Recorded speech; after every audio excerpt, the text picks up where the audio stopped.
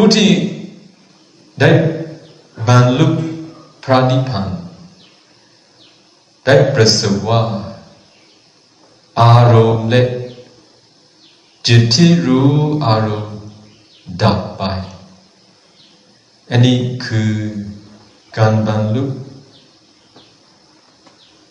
พระนิพพานที่พระเถระที่มีชื่อเสียงดังบอกกันอยู่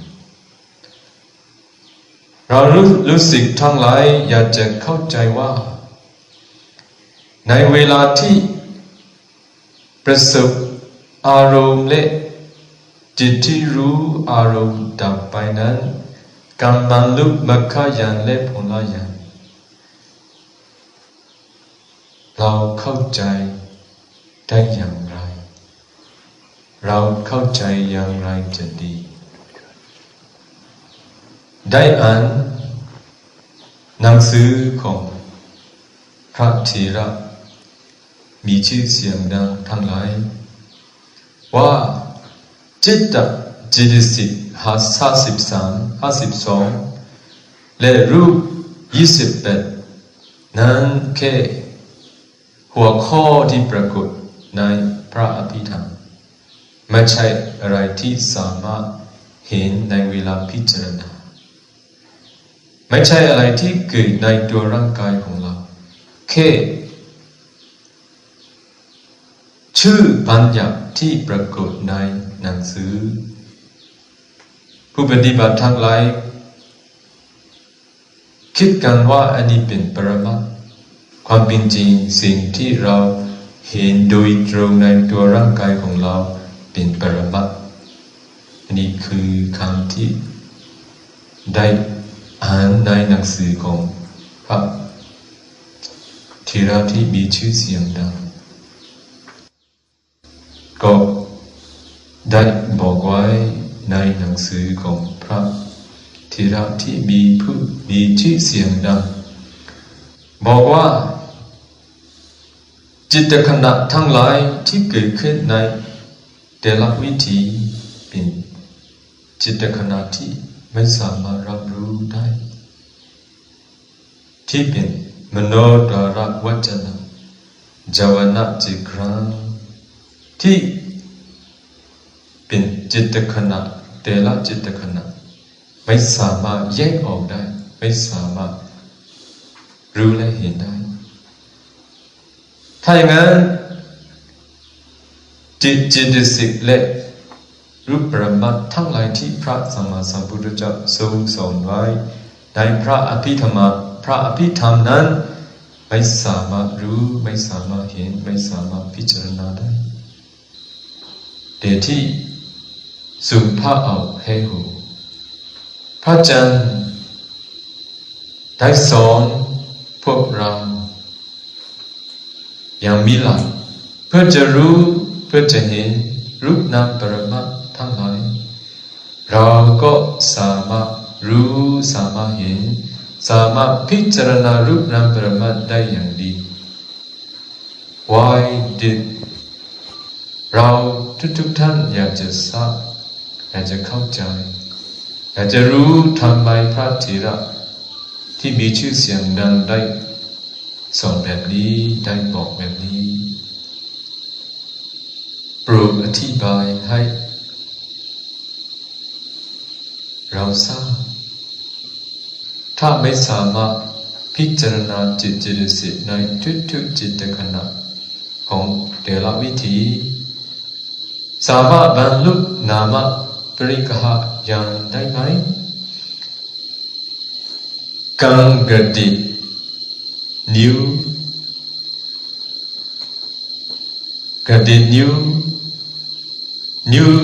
ที่กระดิกมือที่มีการเคลื่อนไหวเป็นรูปจิตที่รู้การเคลื่อนไหวนั้นนามท่าทางที่ไป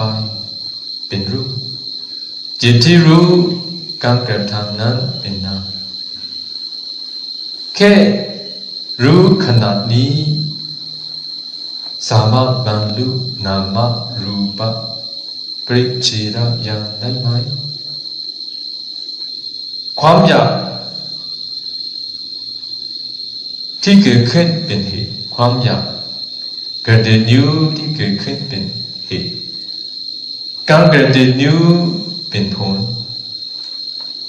แค่โดยรู้เหตุและผลแค่นี้สามารถบรรลุปัจจัยปริกัญญาณได้ไหมอันนี้เป็นภาระหน้าที่ที่ได้ผมมาหน้าที่ที่ผมต้องเอาอากาโตบาโรมีในอังคุตรนิกายมีพระสูตรในทัศกนิพพานมีสูตรสองสูตรสมาธิสูตรและสารีบุตรสูตรทั้งสองสูตรที่พระสัมมาสัมพุทธเจ้าทรงสอนไว้อธิบายการบรรลุพระนิพพานอย่างคืออะไรในเวลาบรรลุพระนิพพานมีจิตสภาพจิตอย่างไรอายะสมะอานันโดภะคะวันตังเอตโดจาพระอานนท์ได้กราบทูลถามว่าข้าแต่พระองค์ผู้เจริญการได้สมาธิเห็นปานนี้เห็นปานนั้นเพ่งมีแก่ภิกษุหรือจนไม่พึงมีความสำคัญในปฐวีธาตุว่าเป็นปฐวีธาตุเป็นอารมณ์มีสมาธิที่เกิดขึ้นในปฐวีธาตุว่าเป็นปฐวีธาตุเป็นอารมณ์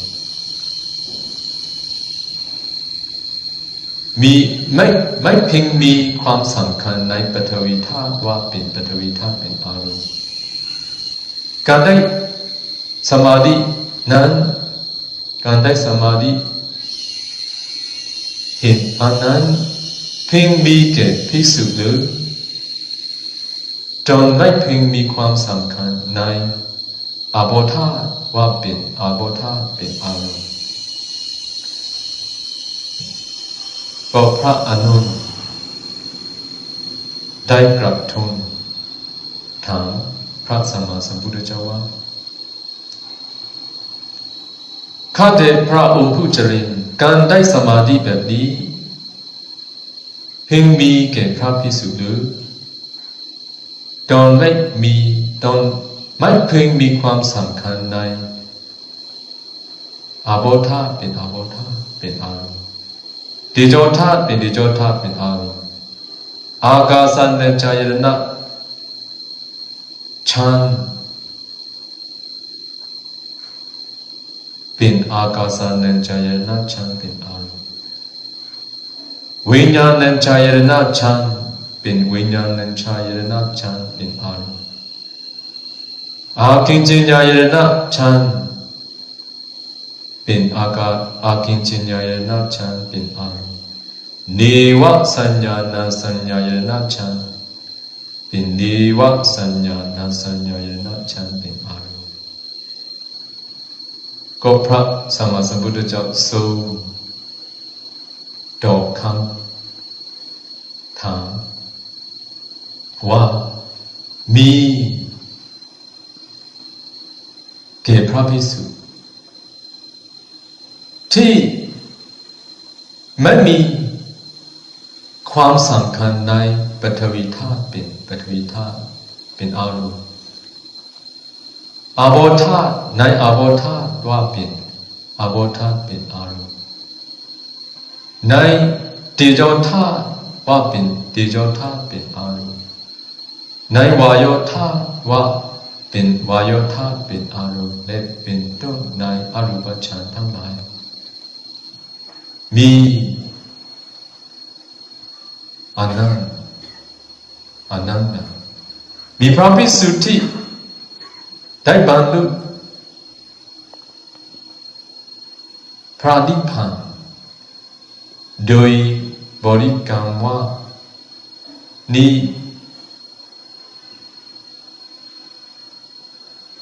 สงบนี่ประณีตวิญญาณนี่สงบวิญญาณนี่ประณีตโดยเห็นพระนิพพานเป็นอารมณ์ถ้าอย่างนั้นผู้ที่ได้บรรลุพระนิพพานอารมณ์และจิตที่รู้อารมณ์ดับอันนี้คำสั่งสอนที่เราได้ยินได้รู้ได้สัมจากผู้ปฏิบัติบางท่านที่คิดตัวเองว่าได้บรรลุมรรคญาณผลญาณแล้วได้บรรลุพระนิพพานแล้วเพราะว่าครูบาอาจารย์ที่สอนบอกว่าอารมณ์และจิตที่รู้อารมณ์ดับไปแล้วเดี๋ยวนี้เข้ามรรคญาณผลญาณก็20 ปีที่ผ่านมามีคารวะพุทธศาสนิกชนพวกหนึ่งมา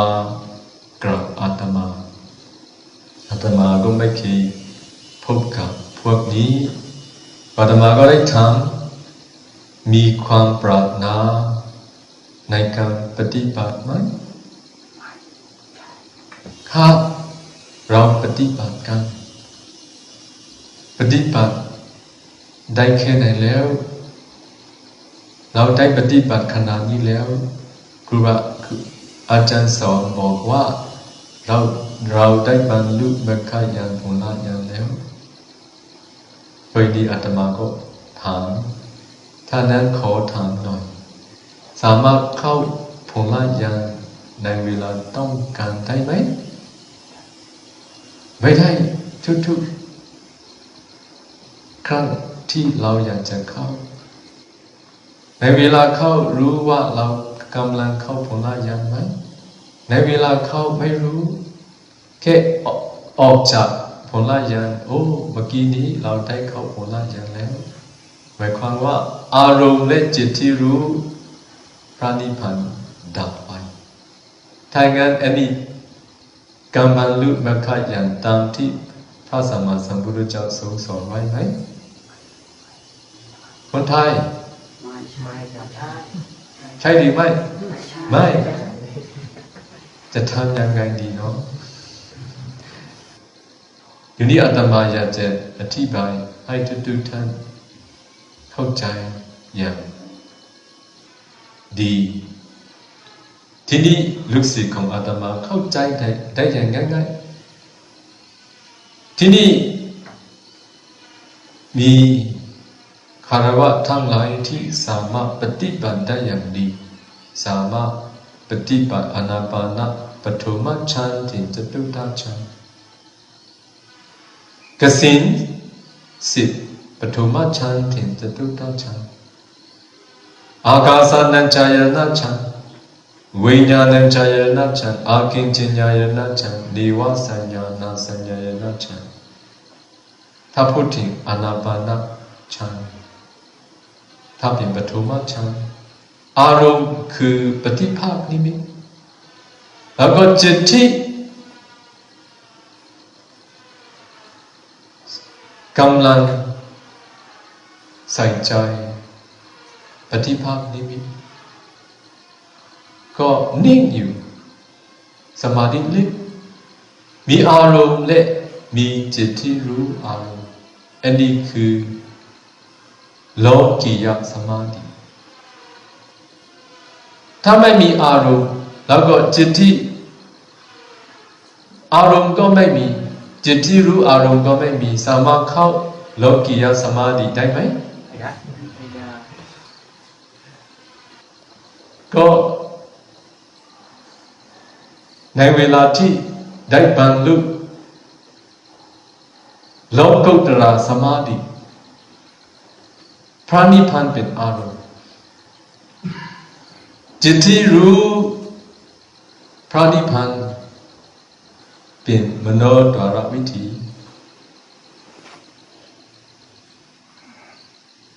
มรรคญาณเกิดขึ้นครั้งเดียวผู้ที่ได้บรรลุมรรคญาณแล้วสามารถเข้าผลญาณในอิริยาบถใดๆก็ตามในเวลาไหนก็ตามลึกซึ้งโลกียะสมาธิไม่สามารถเปรียบเทียบกับโลกุตระสมาธิพระสัมมาสัมพุทธเจ้าทรงสอนไว้มีสมาธิที่เกิดขึ้นแต่ไม่ว่าไม่มีปฐวีธาตุเป็นปฐวีธาตุเป็นอารมณ์ไม่มีปฐวีธาตุเป็นอารมณ์ไม่มีเตโชธาตุเป็นอารมณ์ไม่มีอาโปธาตุเป็นอารมณ์เพราะว่าพระนิพพานที่ไม่มีความเกิดดับไม่มีจิตเจตสิกและรู้ที่เกิดดับอันนี้แค่สันตความสุขแท้จริงผู้ที่ใครเป็นผู้ที่สามารถบรรลุพระนิพพานผู้ที่ได้บรรลุมรรคญาณและผลญาณใครสามารถบรรลุมรรคญาณผลญาณผู้ที่สามารถพิจารณาอนิจจังทุกขังอนัตตาโดยเห็นความเกิดดับของรูปนามปรมัตถ์และเหตุและผลที่เป็นสมุทัยผู้ที่ได้พิจารณารูปนามปรมัตถ์ผู้ที่ได้พิจารณาเหตุและผลเป็นผู้ที่พร้อมที่จะปฏิบัติวิปัสสนาผู้ที่ยังไม่รู้ยังไม่เห็นรูปนามปรมัตถ์เหตุและผลไม่มีอารมณ์ที่จะปฏิบัติวิปัสสนาก็เดี๋ยวนี้อาตมาอยากจะเชื่อมโยงคำอธิบายและคำถามพระเถระที่มีชื่อเสียงดังทำไมบอกว่าเวลาบรรลุมรรคญาณผลญาณเวลาเข้าผลญาณอารมณ์และจิตที่รู้อารมณ์ดับอันนี้คือคำสั่งสอนของพระเถระทั้งหลายที่เข้าใจกันว่าในเวลาเข้ามรรคญาณผลญาณในเวลาบรรลุมรรคญาณผลญาณในเวลาเข้าผลญาณอารมณ์และจิตที่รู้อารมณ์ดับถ้าประสบความดับของอารมณ์และจิตที่รู้อารมณ์เป็นการบรรลุมรรคญาณผลญาณทำไมคำอธิบายคำสั่งสอนแบบนี้เกิดขึ้นในโลกทำไมพระเถระทั้งหลายสอนแบบนี้กันเข้าใจแบบนี้กันเหตุอันยิ่งใหญ่ที่ทำให้เข้าใจผิดแบบนี้มาจาก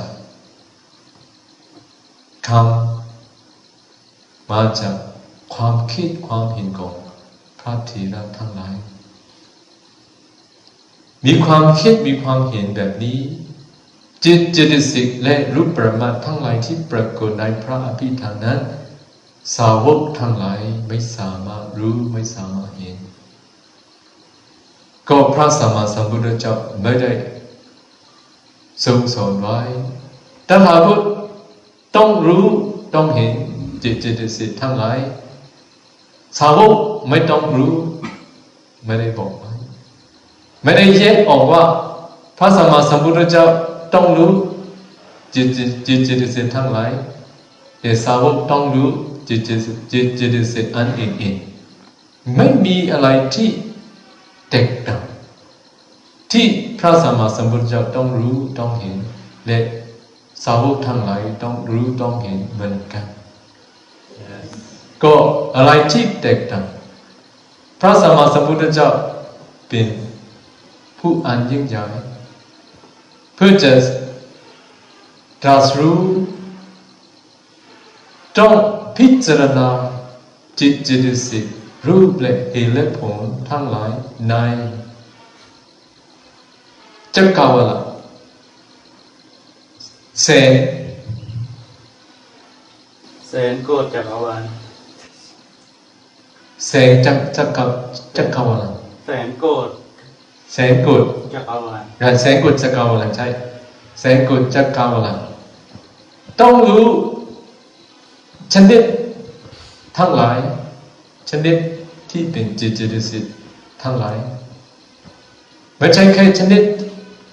จำนวนทั้งหมดต้องรู้ต้องเห็นแต่ถ้าเป็นสาวกต้องรู้ชนิดเหมือนกันมีจิตสิก52ต้องรู้ทั้งหมดแต่ว่าไม่สามารถรู้จำนวนจิตสิกทั้งหลายแม้แต่ของตัวเองในทำนองเดียวกันมี28รูปถ้าเป็นภายในภายนอกถ้าเป็นภายในก็มีแค่27มี27ชนิดในตัวร่างกายเราต้องรู้27ชนิดแต่จำนวนอันมีมากมายเราไม่สามารถรู้ทั้งหมดได้เอกเทศะรู้เท่าที่ควรก็พอทำไมพระเถระที่มีชื่อเสียงดังเข้าใจผิดกันว่าจิตเจตสิกและรูปปรมัตถ์นามปรมัตถ์ทั้งหลายที่พระสัมมาสัมพุทธเจ้าทรงสอนไว้ในพระอภิธรรมไม่สามารถรู้ไม่สามารถเห็นได้ทำไมความคิดความเห็นแบบนี้เกิดขึ้นสมาริเบคุยภาวิทัสสมายิโตเบคุยเบคุยถาบุตตะปัจจานาติที่พระสัมมาสัมพุทธเจ้าทรงสอนไว้ภิกษุทั้งหลายจงเจริญสมาธิผู้ที่ใจตั้งมั่นดีผู้นั้นจะรู้จะเห็นทุกขสัจสมุทัยนิโรธสัจและนิโรธกามิติปฏิปทาถ้าอย่างนั้นเราจะพูดตรงกันข้ามผู้ที่ไม่มีสมาธิผู้นั้นจะไม่รู้จะไม่เห็นธรรมที่เป็นความเป็นจริงถ้าเราพูดถึงทางออกคือนิพพานกามิติปฏิปทา eightfold noble path ถ้าเราอัตถังกิกรรมเป็นทางออกถ้าเราพูดโดยย่อจะเป็นศีลสมาธิปัญญาถ้าเราไม่ปฏิบัติศีลอย่างบริสุทธิ์เราไม่สามารถเจริญสมาธิถ้าเราอธิบายจากมุมมองของวิสุทธิก็จะมีจิตศีลวิสุทธิการปฏิบัติศีลให้บริสุทธิ์แล้วก็จิตตวิสุทธิทำให้จิตบริสุทธิ์จิตตวิสุทธินามาสัพอุปจาระอัฏฐสมาบัติโยจิตตวิสุทธิจิตตวิสุทธิคืออะไรอุปจาระสมาธิและสมาบัติคือจิตตวิสุทธิก็ทีฆาของวิสุทธิมรรคพระทีฆาอธิบายต่อว่าแค่รู้ชื่อของสมาบัติไม่สามารถทำให้จิตบริสุทธิ์ได้มีลูกศิษย์ลูกหนึ่งที่มากราบพระอาจารย์2 เดือนที่ผ่านมาถามโดยบอกความคิดของท่านพระอาจารย์เรามี ความรู้ทางปริยัติแต่เราไม่รู้โดยตรงเรารู้ทางปริยัติอันนี้เหตุอันนี้ผลถ้ากิจพูดถึงปฏิจจสมุปบาทโดยไม่รู้โดยตรงโดยอาศัยความรู้ทางปริยัติเราสามารถรู้สามารถเห็นธรรมที่เป็นความเป็นจริงได้ไหมเราสามารถบรรลุมรรคญาณผลญาณได้ไหมท่านถามแค่รู้ชื่อของสมาบัติด้วยความรู้ไม่สามารถทำให้จิตบริสุทธิ์ได้นาตตถาอปติทายะอุปริวิสุทธังสัมปติตุงสกติถ้าไม่สามารถปฏิบัติเพื่อจะทำให้จิตบริสุทธิ์ได้อย่าคาดหวังเพื่อจะให้มีบริสุทธิ์อื่นๆต่อไปถ้าไม่สามารถทำให้จิตบริสุทธิ์ได้ไม่ต้องปฏิบัติต่อไม่ต้องคาดหวังเพื่อจะทำให้บริสุทธิ์ไม่ต้องคาดหวังเพื่อจะละกิเลสที่ทำให้เป็นทุกข์စိတ်တဝိတ္တိကိုမတိဆောက်နိုင်ရင်တော့အထက်ထက်ဖြူစင်မှုဆိုတဲ့ဝိတ္တိတရားတွေမဖြစ်နိုင်ဘူးဒါဆိုရင်တော့တမာတိမရှိရင်တော့ဘာမှသိမှာမဟုတ်ပါဘူးလို့ပြောတာပါ Develop concentration, the one who is concentrated will know and see the Four Noble Truths as they really are. จงเจริญสมาธิผู้ที่ใจตั้งมั่นดีผู้นั้นจะรู้จะเห็นธรรมที่เป็นความเป็นจริงก็วิสุทธิมรรคอธิบายต่อเราต้องปฏิบัติอะไรอารมณ์ของวิปัสสนาญาณคืออะไรที่อาศัยของวิปัสสนาญาณคืออะไรก็บอกไว้ว่าขันธ์ถ้าขันธ์ก็เป็นรูปนามหรือขันธ์ห้าอายตนะ12ธาตุ18อินทรีย์22สัจจะแล้วก็เหตุและผลปฏิจจสมุปบาทคือที่อาศัยของวิปัสสนาญาณถ้าไม่มีจิตตวิสุทธิไม่สามารถรู้ขันธ์สองขันธ์หรือห้าขันธ์ขันธ์ห้ารูปนามก็เป็นรูปขันธ์แล้วก็นามขันธ์ถ้าขยายก็เป็นขันธ์ห้าแล้วก็12อายตนะแล้วก็ธาตุ18แล้วก็อินทรีย์แล้วก็สัจจะแล้วก็ปฏิจจสมุปบาทถ้าไม่มีถ้าจิตไม่บริสุทธิ์รู้ได้ไหมไม่ต้องไปแล้วกลับไปบ้านดีกว่าเนาะใช่ไหมขันธ์คืออะไรรูปนามเนี่ยรูปนามนี่แหละอายตนะคืออะไรรูปนามนี่แหละธาตุ18คืออะไรรูปนามนี่แหละอินทรีย์คืออะไรรูปนามนี่แหละสัจจะคืออะไรรูปนามนี่แหละปฏิจจสมุปบาทคืออะไรรูปและนามแค่นี้ผู้ที่รู้รูปและนามตามบารมีของแต่ละท่านตถาคตทรงขยาย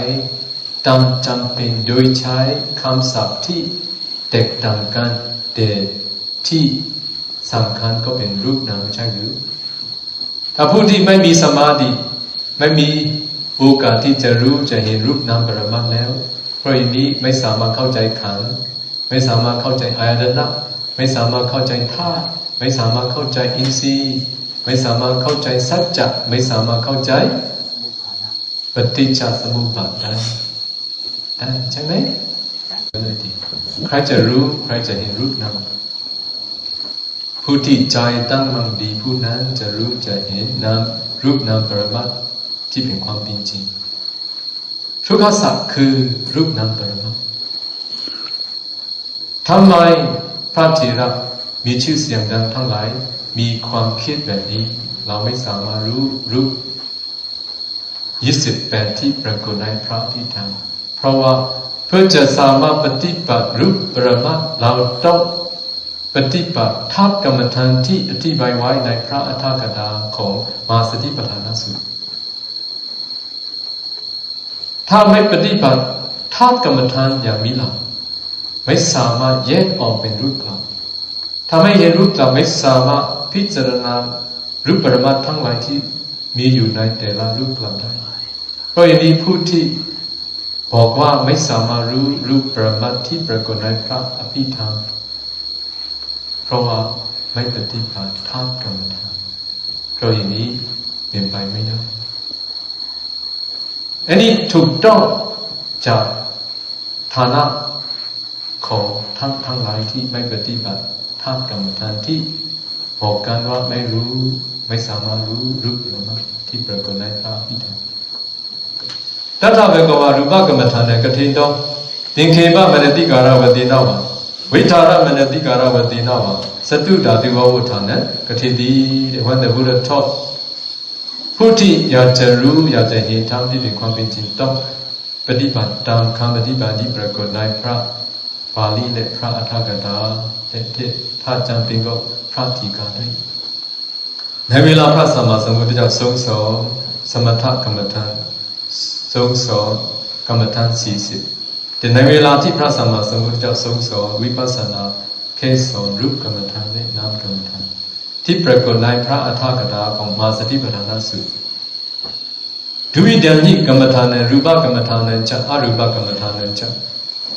ในเวลาพระสัมมาสัมพุทธเจ้าทรงสอนวิปัสสนาสอนรูปกรรมฐานและนามกรรมฐานตัทธเบกวารูปกรรมฐานกฐินโตสังเคปมนสิการวสีนาวะวิธารมนสิการวสีนาวะจตุดาตุวะวุฒานกฐิสี when the Buddha taught Rupa meditation ในเวลาพระสัมมาสัมพุทธเจ้าทรงสอนรูปกรรมฐานสอนธาตุกรรมฐานโดยย่อและโดยละเอียดเพื่อจะรู้เพื่อจะเห็นรูปนามปรมัตถ์เราต้องปฏิบัติตามคำอธิบายที่ปรากฏในพระอัฏฐกถาของอนุปราสูตรของมัชฌิมานิกายทำไมพระเถระสารีบุตรสามารถพิจารณาจิตเจตสิกทั้งหลายวุฒารมณะและปริวิตตายาเพราะว่าพระสารีบุตรพิจารณา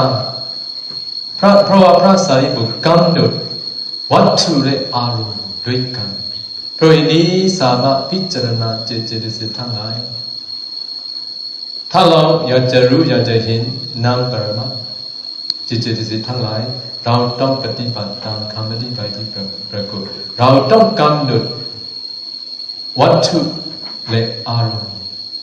ถ้าผู้ใดที่สามารถพิจารณาวัตถุและอารมณ์สามารถรู้สามารถเห็นจิตสิกสามารถรู้สามารถเห็นวิธีจิตสามารถรู้สามารถเห็นจิตขณะทั้งหลายในแต่ละวิธีสามารถพิจารณาจิตเจตสิกในแต่ละจิตขณะ